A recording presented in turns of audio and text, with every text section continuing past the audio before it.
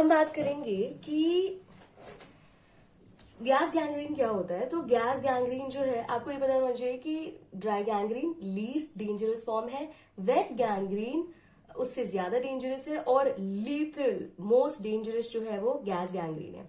तो लीथल है and then it's most dangerous. इसमें क्या होता है कि जो बैक्टीरिया होता है ना, वो गैस प्रोड्यूस करता है टिश्यूज के अंदर। अब जैसे कि आप पिक्चर में देख सकते हैं कि गैस गैंग्रीन में एग्जैक्टली क्या हो रहा है। आप इमेजिन करिए टिश्यूज, आप स्किन इमेजिन करिए, उसके ऊपर रेज्ड ब्लिस्टर टाइप की चीजें हैं जहां पे गैस भरी हुई है। ओके, तो अच्छा, ये बैक्टीरिया कॉज करते हैं, और कौन से बैक्टीरिया कॉज करते हैं ये, तो आप ये देखेंगे कि क्लोस्ट्रिडियम, जो क्लोस्ट्रिडियम स्पीशीज होता है ना, वो जो है वो कॉज करता है। क्लोस्ट्रिडियम इज एक्चुअली जो बैक्टीरिया होता है वो डेंजरस होता है ह्यूमंस के लिए। तो क्या कॉज करता है, कौन कौन से इसके स्पीशीज होते हैं? सेप्टिकम, वेल्चियाई, परफ्रिंजेंस, हिस्टोलिटिकम, बायफोमेंटेंस, एडिमैटियंस। इसमें तो कुछ नाम आप ऐसे ही याद कर सकते हैं। एडिमैटियंस, वहां पे एडिमा हो रहा है तो एडिमैटियंस। बायफर्मेंटेंस मतलब फर्मेंटेशन जैसा कुछ प्रोसेस हो रहा है। Obviously we talk about decay fermentation is a type of decay, तो डीके हो रहा है। एंड देन हिस्टोलिटिकम, टिश्यू का destruction. Histo is tissue, lyticum lyticum lysis is destruction. Okay, septicum इसका मतलब सेप्टिसीमिया कॉज कर रहा है, टॉक्सीमिया कॉज कर रहा है। और ये जो बैक्टीरिया होता है ना, it mostly lives in soil. यहां से अगर ये मसल्स में एंटर कर गया ना, तो it can release powerful toxins. Muscles में आकर के इट रिलीजेस पावरफुल टॉक्सिन्स। अब ये क्या होता है, नेक्स्ट स्टेप क्या होता है कि ये आसपास के टिश्यूज को डिस्ट्रॉय कर देता है, और उस टिश्यू के डिस्ट्रक्शन से गैस और सेप्सिस होता है। गैस रिलीज होता है और साथ ही वहां पे सेप्सिस होता है। ओके, नाउ सेप्सिस और गैस की वजह से अब ये रैपिडली बॉडी में अब्सॉर्ब होकर के टॉक्सीमिया कॉज करता है। It can lead to shock and eventually death. और इसीलिए इतनी जल्दी, ये रैपिड वर्ड हम यहाँ पे यूज कर रहे हैं, और इसलिए इतनी जल्दी ये सारी चीजें होने से should be treated as an emergency. आप इमरजेंसी इमीडिएटली जाकर के आप इसको ठीक कराओ। We have to make sure कि गैस गैंग्रीन जो है it should be treated as a medical emergency. अच्छा, ये अलग अलग ऑर्गन्स को अफेक्ट कर सकता है। अगर अलग ऑर्गन्स में गैस गैंग्रीन हो, फॉर इंस्टेंस अगर लिवर में गैस गैंग्रीन हो, तो वो फोमिंग लिवर नाम का एक टर्म होता है जो बनाता है, जैसे कि आप पिक्चर में देख सकते हैं, this is foaming liver for you. अब हम बात करेंगे कि इसकी इन्वेस्टिगेशंस क्या क्या होते हैं। तो सीबीसी करा लो, कंप्लीट ब्लड काउंट, टीएलसी वगैरह, डीएलसी आपकी एलिवेटेड आएगी। एएसआर करा लो, ASR is a marker of inflammation. Inflammation हो ही रहा है यहाँ पे, एएसआर आपका बढ़ा हुआ आएगा। And then there is imaging techniques, X ray करा सकते हो, सीटी करा सकते हो, एमआरआई करा लो। अच्छा, हमने बात की थी कि ऑक्लूजन हो रहा है, वैस्कुलराइजेशन में प्रॉब्लम हो रही है, इस्कीमिया हो रहा है, तो आर्टीरियोग्राम करा लो, देख लो कि क्या चल रहा है ब्लड के अंदर, क्या आर्टरीज का क्या स्टेटस है। Then there is Doppler scan या कुछ भी ऐसा, जैसे आप फुट डॉपलर कराते हो, लेग्स का कलर डॉपलर कराते हो, कुछ भी नहीं होता, बल्कि अल्ट्रासाउंड टेक्निक से आप आर्टरीज का हेल्थ या स्टेटस चेक करते हो कि क्या हाल वहां पे चल रहा है। क्या आर्टीरियोस्क्लेरोसिस हो रखा है, क्या हमको एथेरोस्क्लेरोसिस है, क्या आर्टरीज हार्डन हो गई है। So that's your investigations. अब हम बात करेंगे इसके मैनेजमेंट की, कि किस तरीके से हम गैंग्रीन को मैनेज करते हैं। अच्छा, गैंग्रीन हो रहा है तो बहुत ज्यादा चांसेस है इन्फेक्शन के, तो आप एंटीबायोटिक्स दे दो, जितना भी जैसा भी रिक्वायर्ड है आप एंटीबायोटिक्स दे दो सूटेबल। एनाल्जेसिक्स दे दो, अगर पेन हो रहा है उस केस में तो एनाल्जेसिक्स आप रजिस्टर कर सकते हो। एंटीकोएगुलेंट दे दो। अच्छा, एंटीकोएगुलेंट यहाँ पे हम क्या कर रहे हैं, तो हमने देखा था कि एक रीजन ये हो सकता है कि ओक्लूजन जो है वो एक कारण हो सकता है, एम्बोलिज्म एक कारण हो सकता है। अब थ्रोम्बस फॉर्मेशन यानी कि क्लॉट का फॉर्मेशन, थ्रोम्बस का फॉर्मेशन हो रहा है ब्लड के अंदर, तो उसको डिसॉल्व करने का काम करता है एंटीकोएगुलेंट, ताकि ब्लड थिन बना रहे और फ्लो होता रहे। अगर कहीं पे थ्रोम्बस का फॉर्मेशन होगा, एम्बोलिज्म हो गया, ओक्लूजन हो गया कहीं पे, तो उस ओक्लूजन की वजह से अब इस्कीमिया और आगे भी necrosis and it can lead to gangrene. तो हमको ये करना है कि ब्लड को बिल्कुल स्टेबल फ्लो कराते रहना है, ब्लड के फ्लो में कोई ओक्लूजन नहीं होना चाहिए, इसलिए एंटीकोएगुलेंट्स हम रजिस्टर कर रहे हैं। आईवी फ्लूइड्स दे दो, आईवी फ्लूइड से रिसैसिटेशन करा दो, क्योंकि इलेक्ट्रोलाइट्स का बैलेंस मेंटेन करना बहुत जरूरी है। जितने लॉस हुए हैं उसको रिप्लेनिश कराना।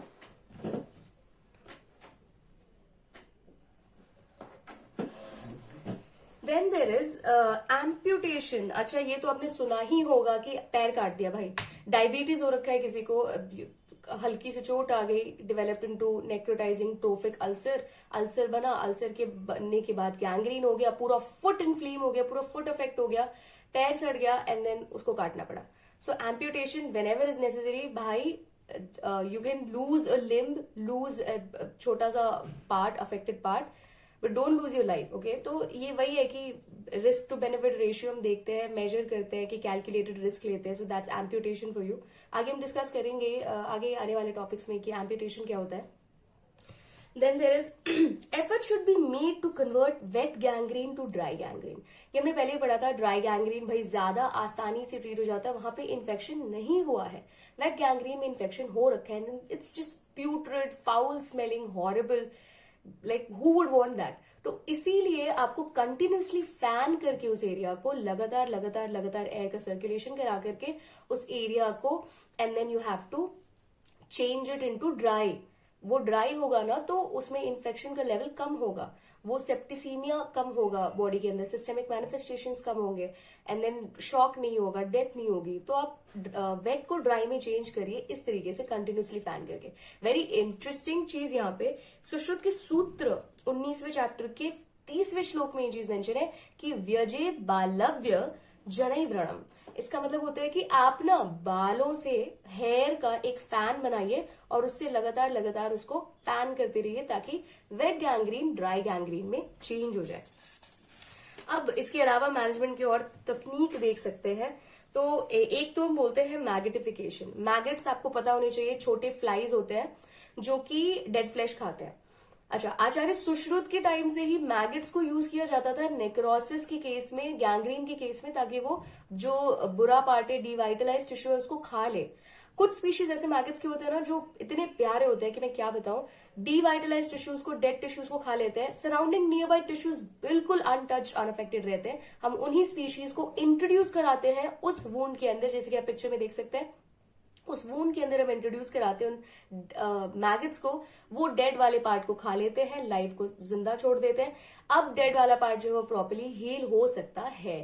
ठीक है, यही हमने पढ़ी थी दो चीजें कि भाई एक तो ओक्लूजन हो रहा है तो आपने ओक्लूजन को हटा दिया, जो इस्कीमिया हो रहा था, ब्लड सप्लाई की कमी हो रही थी, अगर आपने उसको रजिस्टर कर दिया, रीइंस्टेट कर दिया। देन देर इज कि आपका टॉक्सिक मटेरियल बाहर नहीं निकल रहा है, ठीक है, टॉक्सिक पार्ट को ही खा लिया, it's very easy for to heal, for the tissues to heal.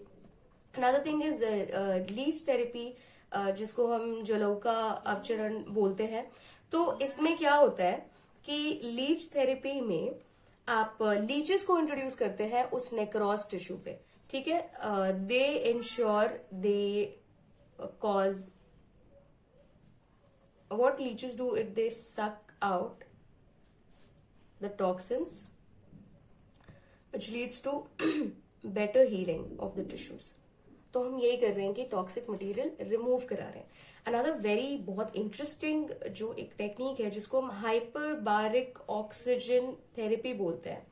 इसमें क्या होता है कि आपने ना बहुत हाई प्रेशर और हाई कॉन्सेंट्रेशन पे O2 जो है वो इंट्रोड्यूस कर दिया है। ब्लड ना इसको बहुत आसानी से ले लेगा, इंक्रीज सप्लाई हो जाएगी इससे, और ऑक्सीजन की इंक्रीज सप्लाई होगी तो वो टिश्यूज बेहतर हील करेंगे, राइट। तो ये है ऑक्सीजन, हाइपरबारिक ऑक्सीजन थेरेपी का फायदा। तो इसका मतलब कि एक टेक्निक जो हम बार बार यूज कर रहे हैं वो ये है कि आपने बुरे टिश्यूज को, डिवाइटलाइज टिश्यूज को बिल्कुल हटा ही दिया कि आगे उसमें जाकर के कॉम्प्लिकेशन स्टेट ना हो। दूसरी चीज की आप रिवास्कुलराइजेशन करने की कोशिश कर रहे हो, दोबारा ब्लड सप्लाई को वहां पे इंट्रोड्यूस कराने की कोशिश कर रहे हो ताकि हीलिंग हो सके। एंटीबायोटिक्स भी इसलिए काम नहीं कर रही थी क्योंकि वो पेनिट्रेट नहीं कर पा रही थी इस्कीमिक मसल्स को। जहां ब्लड सप्लाई ही नहीं है तो एंटीबायोटिक किस तरीके से जाएगा, you know, there is no other method. आपकी बॉडी में अगर कोई दवाई फैल रही है तो वो ब्लड के थ्रू फैल रही है, ब्लड ही नहीं जिस ऑर्गन में जाएगा वहां पे वो दवाई भी कैसे काम करेगी। तो this is hyperbaric oxygen therapy. अब हम देख लेते हैं कि और other types of you know specific gangrenes देख लेते हैं हम। एक होता है जिसको हम बोलते हैं नोमा, कैंक्रम ओरस भी बोलते हैं। ओके, तो ये जो है ये बेसिकली जैसे कि आप पिक्चर में देख सकते हैं, इमेजिन करिए, पिक्चर देख करके आपको क्या समझ में आ रहा है, दैट्स अ चाइल्ड, पहली बात। Secondly African, not to sound racist but African continent से आपको ऐसा कुछ पता चल रहा होगा कि यू नो दैट्स, इससे हम 2-3 चीजें डिड्यूस कर सकते हैं। पहला, बच्चों में हो रहा है। दूसरा, डेवलपिंग या अनडेवलप्ड कंट्रीज में हो रहा है। तो इसका मतलब कि मैल न्यूट्रिशन इसका एक मेजर रीजन हो सकता है, और मैल न्यूट्रिशन बच्चों में देखा जाता है। तो इसके रिस्क फैक्टर्स क्या होते हैं? अनसैनिटरी कंडीशंस और malnutrition. Risk factors include unsanitary conditions and severe protein malnutrition। ठीक है, ये इसके रिस्क फैक्टर्स हो गए। लेकिन ये होता क्या है, ये एक कैंसर जो होता, सॉरी, गैंग्रीन जो होता है, it is basically it's a gangrenous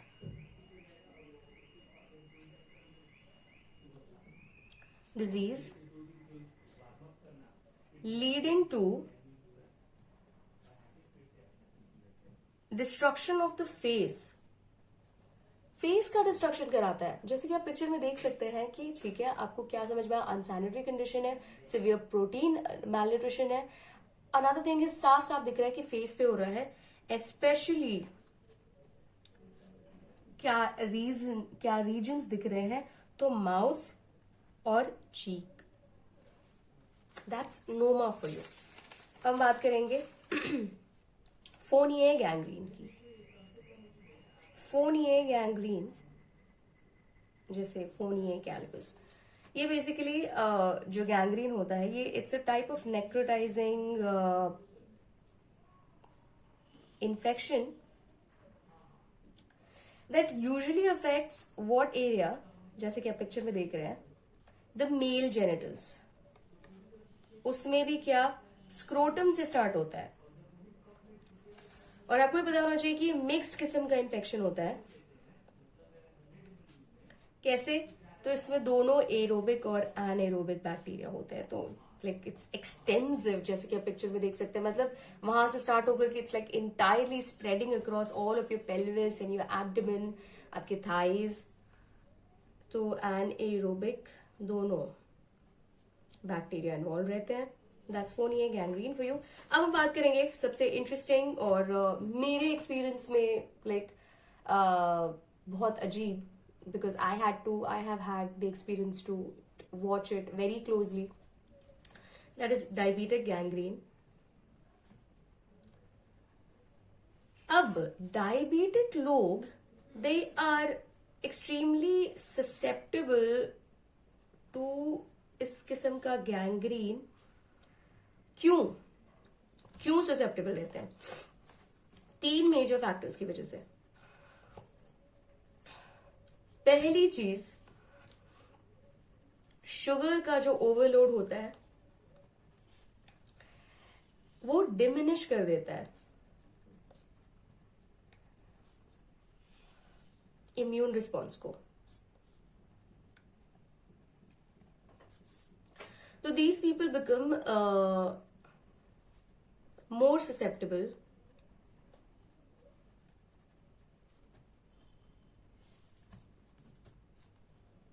इस kind of injuries, to gangrenous kind of injuries.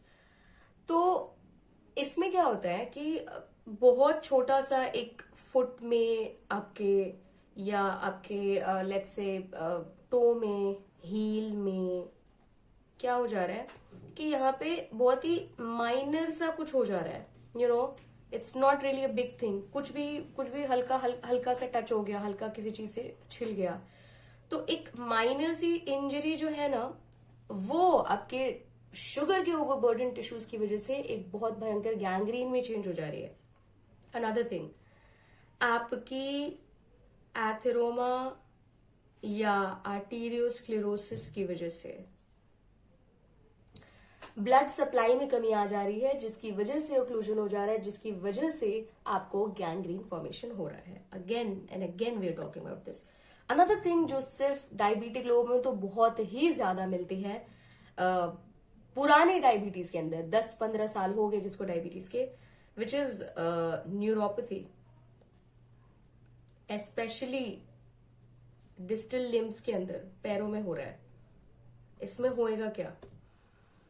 तो आपका जो सेंसेशन है वो खत्म हो गया फुट के अंदर से, नहीं तो बहुत एक्सट्रीमली रिड्यूस हो गया है, नहीं तो बिल्कुल ही खत्म हो गया है, which I have seen is like 95% तक रिड्यूस्ड बोथ फीट के अंदर। तो क्या हो रहा है पैर में पता ही नहीं चल रहा है। तो एक्चुअली हो क्या रहा है, आपके फुट के ऊपर जो again we talk about toes, pressure areas, heels, ball of the foot, यहां पे आपका ट्रोफिक अल्सर्स डेवलप हो जा रहे हैं। व्हाट एग्जैक्टली है ट्रोफिक अल्सर्स? ट्रोफिक अल्सर्स एक तरीके के क्रॉनिक अल्सर्स होते हैं जो कि ना दो चीजों से डेवलप होता है, डिक्रीज्ड ब्लड सप्लाई और नर्व डैमेज की वजह से। ठीक है, तो यहाँ पे ट्रोफिक अल्सर्स डेवलप हो जाते हैं, और ये जो ट्रोफिक अल्सर्स है ना, ये बेसिकली क्या कॉज करते हैं? तो ये यहाँ पे ट्रोफिक अल्सर्स डेवलप हो जाते हैं। इसके साथ ही थिक कलोसिटीज, कैलिसेस, आपको पता है क्या होते हैं फुट में? अगर नहीं पता तो you can C, look at the picture. हो सकता है कि आपको, मुझे है फॉर श्योर। अच्छा, एक बहुत बहुत अच्छी रेमेडी जो आप कर सकते हैं किसी भी टाइप के ट्यूमर्स, कैलिसिस, कुछ भी, कैस्टर ऑयल का पैक लगाना, वो भी लेकिन ओरिजिनल होना चाहिए because it penetrates deep inside of your tissues. Castor oil का पैक आप लगाइए अगर आपको कहीं पे कैलिस हो गया है, कहीं पे फॉर इंस्टेंस अगर ladies if you have like breast tumour जैसी चीजों को डिसॉल्व किया है, कहीं पे भी ट्यूमर हो रहा है, एंडोमेट्रियोसिस की प्रॉब्लम है, पीरियड की प्रॉब्लम है, डैमेज टिश्यूज और मसल्स है, कैस्टर ऑयल का पैक लगाइए आप, you can see the difference for yourself. वो चीज ही डिसॉल्व कर देगा, इतना पावरफुल होता है वो। तो थिक कलोसिटीज डेवलप, ये भी थिक कलोसिटीज जो है वो सोल में डेवलप हो सकती है। ठीक है, sole of the foot. Now हमने चलो ये तो बात कर ली कि क्या होता है। अब हम देखते हैं क्लिनिकल फीचर्स क्या होते हैं। तो भाई दो चीजें हो रही हैं, इस्कीमिया हो रहा है, न्यूरोपैथी हो रही है। अगर प्रॉपर न्यूरोपैथी नहीं हुई है तो पेन एंड अल्सरेशन हो सकता है, सेंसेशन खत्म हो गई है तो। अगेन वन मोर टिप, अगर आपके किसी भी फैमिली मेंबर को, रिश्तेदार को अगर डायबिटिक फुट है, अगर न्यूरोपैथी हो गई है फुट के अंदर, सेंसेशन का लॉस हो गया है, रेगुलर बेसिस पे कैस्टर ऑयल लगाइए और साथ में cayenne pepper which you can see on the screen, आपको ऑनलाइन मिल जाएगा। काइन पेपर छिड़क करके you take a tissue cloth, ठीक है, उसके ऊपर आप कैस्टर ऑयल लगाइए, कैस्टर ऑयल से मसाज भी कर दीजिए फुट का, उस पे लगाइए, you spread cayenne pepper over it, उसको आप कवर कर लीजिए पॉलीथीन से, वो पैक जो है वो आप लगा दीजिए सोल पे, और उसको एक पॉली बैग से रैप करके उसके ऊपर मोजा पहन लीजिए और दोनों पैरों में मोजे पहन लीजिए और आराम से चप्पल पहन के घूमिए। It will entirely heal your neuropathy and bring back sensation in your foot. Very very effective चीज, बहुत effective, like you have to discover. एक बार आप कैस्टर ऑयल को रिसर्च करिए, it's that beautiful. I'll also link it in the description box. I know this is off topic, but it's extremely, and maybe it might be helpful to any of you out there. तो pen और ulceration हो रहा है जहां पे may be loss of sensation, अब जहां पे कंप्लीटली ही न्यूरोपैथी हो गया, वहां पे तो कुछ फील ही नहीं हो रहा है, ठोकर मारते रहो सामने वाले को, अब सामने वाले को पता भी नहीं चल रहा है कि उसके पैर में घाव है। Like it happened to my father, और he has diabetes for the past 10 years, और पिछले 2 सालों में तो ही बिकम कम्प्लीटली रेकलेस, इतना रेकलेस एटीट्यूड कि HbA1c उनका 12 पे पहुंचा था। That describes uncontrolled diabetes. इसका मतलब कि आपका रैंडम ब्लड शुगर कभी भी टेस्ट हो तो 300 mg/dl से ऊपर ही होगा। Anyway, so yeah, loss of sensation. तो he had no sensation in his foot. उनके पैर में घाव हो गया था। Other people had to tell him कि there is some sort of like ulceration, और वहां पे थोड़ा एडिमा दिख रहा है और एब्सिस का फॉर्मेशन दिख रहा है, and then he paid attention to it कि oh my god what is this. So yeah that's how dangerous it is. You need to have sensation. अब पैर में चोट लग रही है, पता भी नहीं चल रहा है.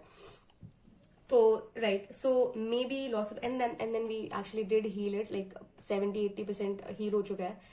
एंड रेगुलरली हम उस पर काम कर रहे हैं, तो it is gotten a lot better. So please please please, this is like awareness that I am trying to spread for all the diabetic patients out there in your family, relatives, कुछ भी आप जितने भी आपके known में हैं, जानने वाले हैं. Please make sure that you take care of them. Please make sure की अवेयरनेस फैले. एंड अगर न्यूरोपैथी है तो कैस्टर ऑयल पैक प्लस काइन पेपर रोज सोते टाइम पे आप लगाइए, और वो अपना 8, 10, 12 जितने भी घंटे होंगे वो अपना जो है वो मैजिक दिखा देगा. And it's true for everything. अगर आपको जॉइंट में पेन हो रहा है, कैस्टर ऑयल का pack similarly like I told you, एक नैपकिन के अंदर डाल करके and then you cover it, joint पे बांध लीजिए विद अ कपड़ा और something. Anywhere that you have, जैसे मसल का प्रॉब्लम हो गया है, लिगामेंट टियर हो गया है, you take whatever medicine you taking, साथ में आप कैस्टर ऑयल पैक लगा लीजिए. कैलिस है फुट में, कैस्टर ऑयल पैक लगा लो. गर्ल्स हु हैव एकदम बुरा वाला menstrual cramps, castor oil on your naval. जब आप सो रहे हो 2 से 3 बूंद अपने नेवल पे डाल करके वो जो पेल्विक वाला जो एरिया है, लोअर एब्डोमिनल रीजन है, उसको मसाज करिए 5 से 6 minute. That's it, every single day, और आपकी प्रॉब्लम खत्म हो जाएगी. अगर फाइब्रॉइड्स है यूटरस के अंदर, you apply the castor oil pack. एक नैपकिन के अंदर कैस्टर ऑयल डाल करके पैक कर लो अपने पूरे लोअर एब्डोमिनल को सेलोफिन पेपर से, उसके ऊपर कपड़े नॉर्मल पहन लो. Every single day, every night you do it right before sleeping. सुबह उठ करके वो पैक खोल दो और यू कैन पूरा दिन अप्लाई करके रहो. It will dissolve those fibroids. That's how strong it is. तो yeah I link one of the videos इसमें. Anyway, so back to clinical features. So there may be loss of sensation, pain and ulceration भी हो सकता है, या loss of sensation भी हो सकता है. जो आपका कलर है प्लस टेम्परेचर जो है वो उस साइड पे चेंज्ड होगा. दूसरी चीज है कि पेरिफेरल पल्स आपको नहीं मिलेगी वहां पे. पल्स जो आपको फील होती है ना नॉर्मली, उस गैंग्रीनस वाले एरिया पे नहीं मिलेगी. सो आई एम सॉरी, एब्सेंट. और एब्सेस फॉर्मेशन हो सकता है. ओके. अब ये जो ड्राई और वेट है, दोनों किस्म के गैंग्रीन हो सकते हैं. ड्राई जो होता है ये थोड़े ओल्डर पेशेंट्स में होता है. वेट वाला जो होता है ना वो यंगर पेशेंट्स में होता है. जैसे कि हमने पढ़ा था, ये लीथल हो सकता है फास्ट स्प्रेडिंग होने के कारण. ये तो बहुत स्लो होता है, और इसलिए हमको वेट को ड्राई में चेंज करना चाहिए. मैनेजमेंट कैसे करेंगे डायबिटिक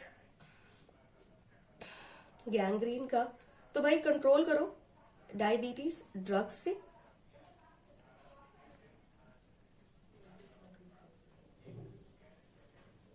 केयर करो फुट का. कैसे? डैमेज से. कैसे? फुटवेयर अच्छा पहनो, कंफर्टेबल डॉक्टर चप्पल पहनो. Care of wound regular basis पे. अब जब हमने ये वुंड को मैनेज किया था, 2 बार पूरे दिन में डिब्राइडमेंट एंड ड्रेसिंग हुई थी. तो प्रॉपर डिब्राइडमेंट,